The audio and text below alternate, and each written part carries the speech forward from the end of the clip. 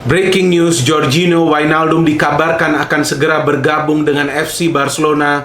Wijnaldum adalah salah satu pemain yang menjadi incaran dari Ronald Koeman yang merupakan pelatih baru dari Barcelona. Kita tahu bahwa Koeman juga mengincar beberapa pemain lainnya agar bisa segera bergabung dengan Barcelona karena akan ada banyak pemain, teman-teman, yang keluar dari Barcelona. Kita tahu Rakitic sudah keluar, Vidal dalam negosiasi dengan klub lain dikabarkan adalah Internazionale Milan. Messi dikabarkan juga akan segera keluar, kabarnya ke Manchester City. Siapa lagi kemudian? Luis Suarez dikabarkan sedang bernegosiasi dengan pihak Juventus. Siapa lagi? Jordi Alba, kita belum tahu, belum ada kabar. Busquets dikabarkan akan dipertahankan tapi tidak akan menjadi prioritas. Akan ada pengurangan gaji. Hal yang sama juga bagi Pique. Alba juga kemungkinan akan bertahan, tapi yang menarik adalah Wijnaldum yang kemungkinan besar, ya, ini memang belum secara resmi, ia sudah pasti bergabung meskipun berita yang berkembang sudah menyimpulkan bahwa ia akan segera merapat ke Spanyol dan menandatangani kontrak dengan Barcelona.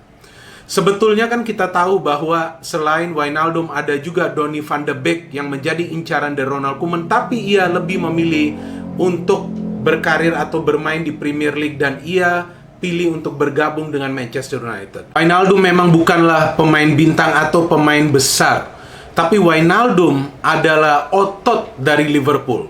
Oke? Memang kalau kita menyaksikan pertandingan Liverpool, kita akan lebih terfokus kepada para pemain Liverpool yang berada di lini depan. Trio Firmansyah, right? Firmino, Mane, dan juga Salah. Tapi otot dari Liverpool ini berada di lini tengah. Karena lini tengah bermain dengan penuh energi dalam setiap game. Apalagi Liverpool tidak mengandalkan playmaker. So, where does Wijnaldum fit in Barcelona? Ini adalah pemain yang memang ideal bagi sistem permainan Ronald Koeman yang akan mengandalkan sepak bola menyerang. Karena pada saat tim mengandalkan sepak bola menyerang, mereka juga perlu pemain yang tangguh di lini tengah. Kalau kita melihat secara keseluruhan masalah di Barcelona ini, kan terlihat bahwa masalah ada di lini pertahanan, di mana mereka sering kemasukan gol yang terlihat begitu gampang, yang dicetak oleh para pemain tim lawan. Tapi bagaimana para pemain tim lawan itu bisa masuk ke lini pertahanan? Karena memang pelapisan di lini tengah ini tidak begitu solid. Dan Wijnaldum sudah terbiasa bermain dengan formasi 4-3-3 dengan juga tanggung jawabnya untuk sesekali maju menyerang dan lebih banyak berada di lini tengah untuk melapisi dan membantu lini pertahanan. Jadi ia adalah pemain yang serba bisa. Jika memang diperlukan, ia akan membantu serangan. Jika memang ia harus stay di tengah, maka ia akan stay di tengah karena kemungkinan akan ada pemain lain yang maju, apakah itu dari fullback dan juga salah satu pemain yang berada di lini tengah. Ada Coutinho yang sudah kembali ke Barcelona, saya kira ia akan diberikan lagi chance untuk bermain sebagai starter di Barcelona setelah performanya yang gemilang bersama Bayern Munich. Kemudian ada Frenkie de Jong yang memang kita tahu sudah diproyeksikan oleh Ronald Koeman untuk lebih aktif bergerak dari tengah. Jadi tidak akan lagi menyisir dari salah satu sektor flank. Jadi Wijnaldum ini memang menjadi pemain yang cocok dalam urusan membalikkan performa Barcelona sebagai tim yang tangguh. Karena kalau kita melihat nih, dalam beberapa pertandingan Barcelona terlihat para pemain ini seperti lemah dan lemas. Dan itu memberikan kita kesan bahwa mental para pemain Barcelona ini tidak kuat. Mereka juga sering terlihat tidak bermain dengan fighting spirit tinggi. Nah, inilah pemain yang memiliki fighting spirit tinggi. Jadi meskipun usianya sudah mendekati 30 tahun, saat ini 29 tahun, tapi saya kira pemain berpengalaman seperti inilah yang akan cocok untuk bisa ditempati di lini tengah pada saat memang Barcelona akan mengusung sepak bola menyerang. Memang ada pemain-pemain lain yang menjadi incaran dari Ronald Koeman yang belum berhasil ia datangkan.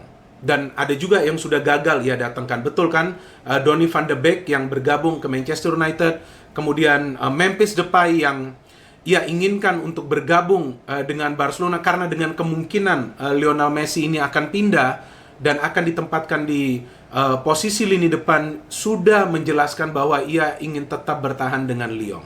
Ada juga Lautaro Martinez yang tetap masih menjadi target dari manajemen Barcelona karena ia adalah target man yang memang diperlukan dengan aktifnya pergerakan yang selalu ia lakukan dalam setiap game. Tapi masih ada juga Griezmann yang juga diproyeksikan Koeman sebagai target man. Ada juga Ansu Fati. Kemudian mereka juga masih bisa memainkan Dembele di kiri. So many choices for Barcelona. Dan di tengah masih ada Alena, masih ada Riqui Puig. Jadi artinya ada kemungkinan juga nih bagi Ronald Koeman untuk bisa mengandalkan pemain-pemain muda sesekali lah, memberikan mereka kesempatan untuk tampil sebagai starter. Jangan lupa, masih ada Pjanic. Pjanic is also a good player dengan permainan agresifnya dan juga memiliki fisik dan stamina yang prima. Jadi sepertinya nih Koeman ini ingin membangun Barcelona sebagai tim yang tangguh dulu nih dalam membangun serangan dan juga dalam urusan bertahan. Jadi karakter pemain ini sangat diperlukan dan cara mereka bermain yaitu perlu bermain dengan energi tinggi, sedikit keras, itu tidak masalah, tapi tidak kasar. Itulah sosok Wijnaldum. Dan Wijnaldum ini kan juga adalah salah satu pemain yang mencetak gol ke gawang Barcelona di pertandingan UEFA Champions League saat Liverpool menang di Anfield dengan skor 4-0. Jadi pemain ini dalam situasi set piece ini juga bisa dimanfaatkan untuk bisa mencoba mencetak gol, atau juga pada saat ia diinstruksikan untuk membantu lini serang. Another weak point dari Barcelona adalah di defense. Ada rencana dari Ronald Koeman untuk membeli Eric Garcia dari Manchester City. Tapi akan sulit hal tersebut menjadi realita jika tidak terjadi pertukaran dengan Lionel Messi. Kan rencananya dari City seperti itu, memberikan 3 pemain kepada Barcelona, di mana salah satunya adalah Eric Garcia, dan mereka membeli Lionel Messi. Artinya ada pemain yang diberikan ditambah cash. Karena memang dari berita-berita yang memang saya ikutin dari perkembangan Manchester City Portal, bahwa Eric Garcia ini sebetulnya sudah kerasan berada di Manchester City, karena ia juga baru saja kan diberikan kesempatan tampil di tim senior. Tapi kita lihat saja nanti bagaimana perkembangan yang terjadi. And then siapa yang kira-kira bisa ia andalkan? Sebetulnya ada pemain muda di skuad Barcelona, yaitu Araujo. Saya terkesan melihat pemain ini pada saat diberikan kesempatan oleh Quique Setien, tapi ia tidak diberikan kesempatan yang cukup banyak ya untuk membuktikan kemampuannya. Artinya memang Barcelona tetap membutuhkan untuk seorang defender yang memiliki karakter kuat. Sebelumnya kita tahu, sebelumnya ada Puyol, ada Mascherano, ya, jadi ini 2 pemain yang tangguh yang berada di posisi center back. So, Barca ini ada tough player di belakang. Seperti sekarang mereka rencananya akan mendatangkan Wijnaldum sebagai pemain yang tangguh di lini tengah.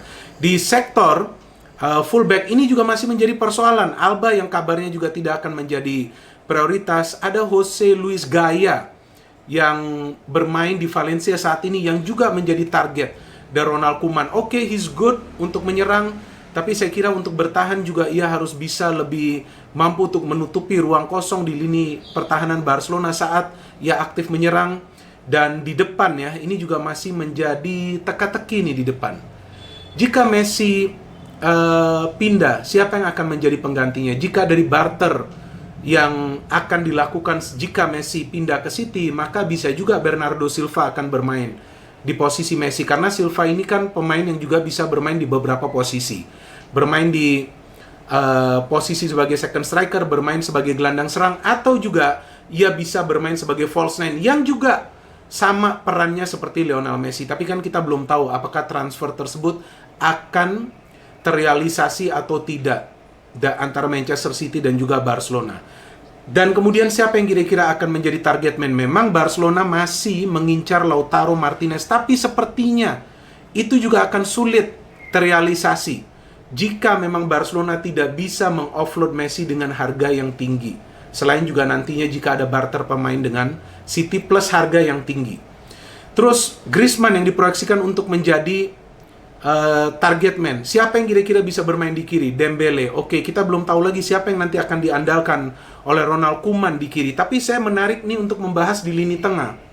Ada beberapa pemain yang saya kira pantas untuk diberikan kesempatan, yaitu Alena, kemudian Riqui Puig. Saya kira 2 pemain ini pantaslah diberikan chance lebih banyak. Mereka masih muda, tapi jika mereka tidak diberikan kepercayaan dan menit bermain, dan juga dipoles agar bisa menempati posisi ideal mereka, maka tentu sulit mereka akan mendapatkan tempat di tim inti Barcelona.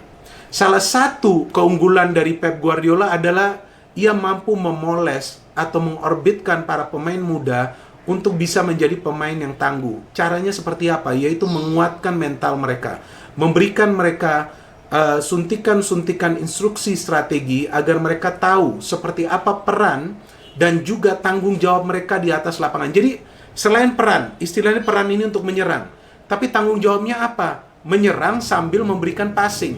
Jadi jika pemain memahami role of the play, artinya perannya di atas lapangan, baru ia bisa memberikan kontribusi kepada timnya. Dan itu yang memang sudah dijelaskan oleh Ronald Koeman. Seperti ia ingin Griezmann bermain sebagai center forward, jangan lagi bermain di sektor flank sebagai penyerang sayap. Ia ingin Frenkie de Jong bermain sebagai poros tengah, lebih aktif maju. Ia melihat ada masalah di kedua sektor fullback. Ya, ada Junior Firpo juga yang bisa juga nanti ia andalkan untuk bermain di sektor sebelah kiri. Jadi, memang disinilah tugas Ronald Koeman saat ia mencoba untuk menutupi kelemahan dari Barcelona yang sudah ia lihat sebelumnya sebagai orang luar. Ini sebuah keuntungan sebetulnya bagi Barcelona untuk mengontrak Ronald Koeman, karena ia sebelumnya sudah bisa melihat dan menganalisa kekurangan dari Barcelona.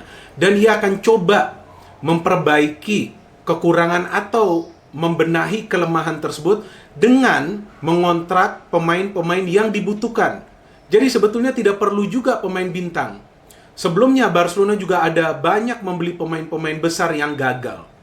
Tapi sekarang ada pemain seperti Coutinho yang akan diberikan chance lagi oleh Ronald Koeman. Bisa jadi nanti Coutinho dimainkan di posisi penyerang sebelah kiri, atau juga mungkin di tengah. Masih ada Pjanic. Jadi opsi yang begitu banyak bagi Koeman ini saya kira akan memungkinkan dia untuk bisa melakukan rotasi juga dalam lineup. Tapi ia memerlukan pemain-pemain yang berpengalaman untuk bisa menutupi kepergian pemain-pemain yang berpengalaman juga. Jadi Wijnaldum ini adalah pemain yang berpengalaman. Sudah pernah menjadi juara juga sebelumnya bersama Liverpool. Apakah ini kehilangan bagi Liverpool? Tentu ini adalah sebuah kehilangan bagi Liverpool.